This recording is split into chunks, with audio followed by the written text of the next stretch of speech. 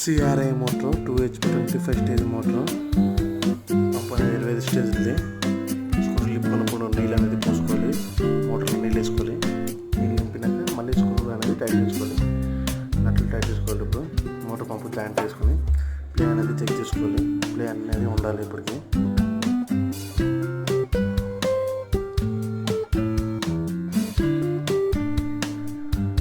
ఇప్పుడు అనేది పైప్ అనేది రాసుకుంటుంది కాబట్టి సంచలనం చేసుకుని మోటార్ అనేది స్ట్రేట్గా దించుకోవాలి.